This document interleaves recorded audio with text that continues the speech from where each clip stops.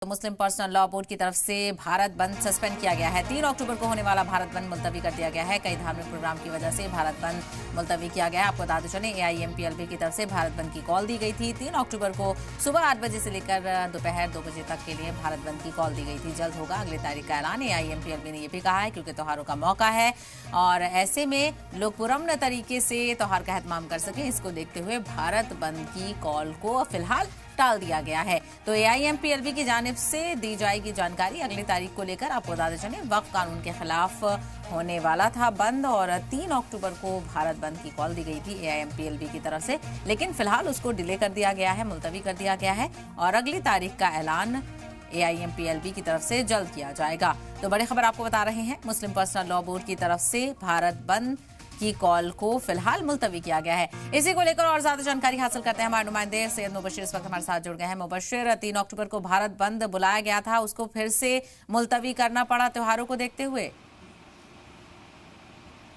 बिल्कुल साहबा, देखिए कल परसों यानी 3 अक्टूबर को भारत बंद का आह्वान किया गया था और ये खास तौर पर जब अभी कुछ दिन पहले हमारी मुस्लिम पर्सनल लॉ बोर्ड के कन्वेनर वक्फ बचाओ कन्वेनर सैयद कासिम रसूल इलियास से बात हुई थी, तो उनका साफ तौर पर कहना था कि हम 3 तारीख को भारत बंद का आह्वान कर रहे हैं। मुसलमानों से खास तौर पर अपील है, किसी तरीके का कोई एहतजाज वैसा नहीं होगा, सिर्फ अपनी दुकानें बंद करके एक एहतजाजी प्रोटेस्ट दर्ज कराएं और अपनी मुखालफत दर्ज कराएं, यानी अपने दुकान कारोबार सब बंद करने की अपील जो की गई थी। लेकिन आज तकरीबन 1 घंटा पहले ही अभी ये ऐलान किया गया मुस्लिम पर्सनल लॉ बोर्ड की तरफ से कि 3 तारीख को होने वाला जो भारत बंद का आह्वान किया गया था उसको मुलतवी किया जाता है अगली तारीख तक, यानी अभी कोई तारीख तय नहीं की गई है, लेकिन जल्दी अगली तारीख तय की जाएगी। अभी बताया जा रहा है कि जिस तरीके से इस हफ्ते में काफ़ी ज़्यादा त्यौहार हैं, चाहे अभी आज नवमी है, कल दशवीं है यानी दशहरा है, उसके बाद लगातार त्यौहार हैं, उस त्योहारों में किसी तरीके से खलल ना पड़े। हालांकि क्या स्टेटमेंट जारी की गई है वो मैं आपको एक बार पढ़कर सुनाना चाहता हूँ, क्योंकि जो पर्सनल बोर्ड ने ऐलान किया है, जो उन्होंने ऐलान किया है, उसमें साफ तौर पर लिखा है कि जो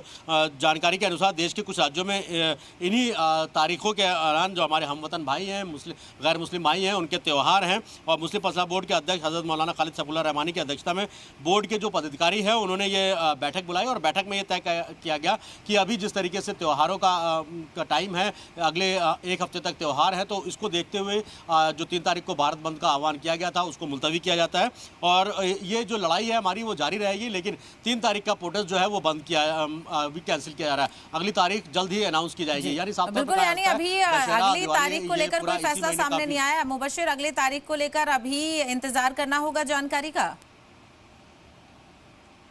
बिल्कुल, ये कहना गलत नहीं होगा कि अभी कुछ देर पहले जब हमारी सैयद कासिम रसूल इलियास साहब से बात हुई तो उन्होंने साफ तौर पर ये कहा कि अभी अगली तारीख के लिए दोबारा मीटिंग होगी।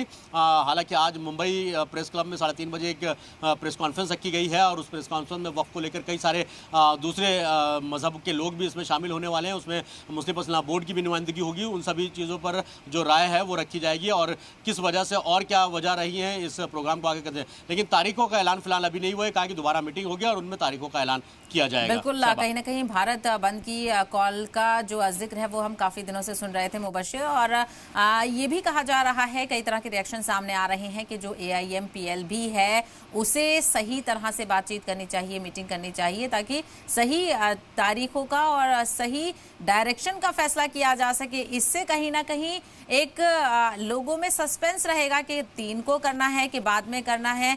कहीं ना कहीं सही इंफॉर्मेशन पास होनी भी बेहद जरूरी है मुबशिर।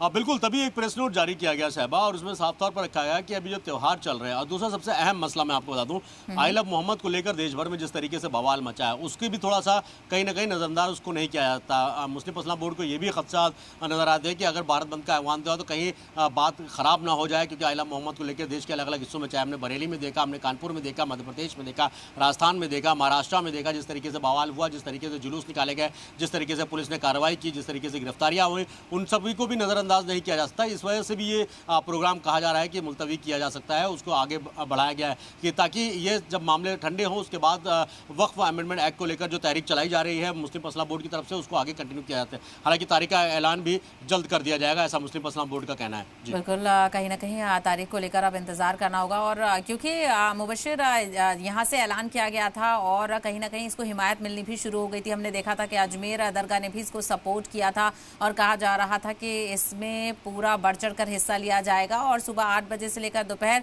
2 बजे तक की बात हुई थी, अब कहीं ना कहीं इसको टाला गया है।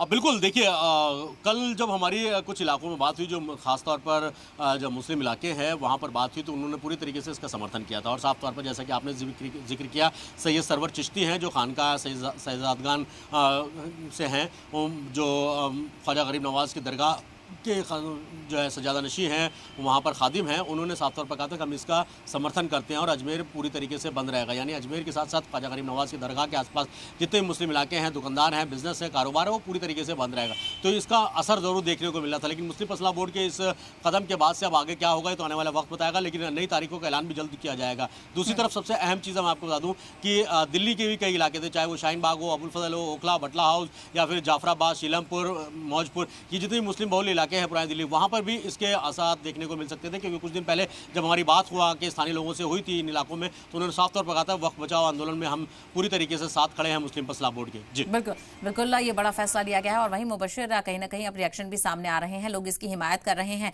क्योंकि कई त्योहारों की आमद है और अलग अलग जगहों पर सेलिब्रेशन होना है। इसके चलते ये बेहद अहम फैसला और सही फैसला माना जा रहा है कि फिलहाल इसको मुलतवी किया गया है।